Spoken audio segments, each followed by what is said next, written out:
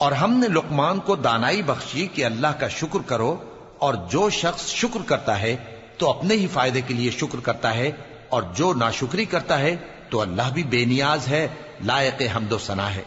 اور اس وقت کو یاد کرو جب لقمان نے اپنے بیٹے کو نصیحت کرتے ہوئے کہا کہ بیٹا، اللہ کے ساتھ شرک نہ کرنا، شرک تو بڑا بھاری ظلم ہے۔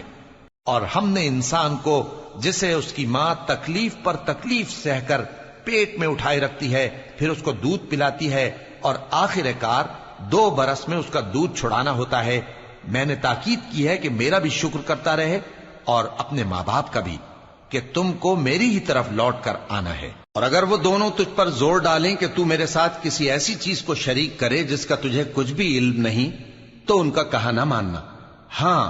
دنیا کے کاموں میں ان کا اچھی طرح ساتھ دینا، اور جو شخص میری طرف رجوع لائے اس کے رستے پر چلنا۔ پھر تم کو میری طرف لوٹ کر آنا ہے تو جو کام تم کرتے رہے ہو سب سے تم کو آگاہ کر دوں گا۔ لقمان نے یہ بھی کہا کہ بیٹا، اگر کوئی عمل چاہے رائی کے دانے کے برابر بھی چھوٹا ہو، اور ہو بھی کسی پتھر کے اندر یا آسمانوں میں مخفی ہو یا زمین میں، اللہ اس کو قیامت کے دن لا موجود کرے گا۔ کچھ شک نہیں کہ اللہ باریک بین ہے، خبردار ہے۔ بیٹا، نماز کی پابندی رکھنا اور لوگوں کو اچھے کاموں کے کرنے کا مشورہ دیتے رہنا،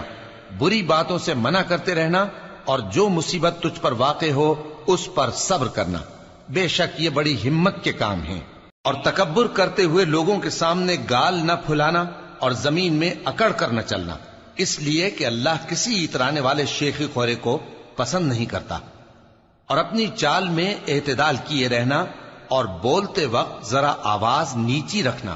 کیونکہ بہت اونچی آواز گدھوں کی سی ہے، اور کچھ شک نہیں کہ سب سے بری آواز گدھوں کی ہوتی ہے۔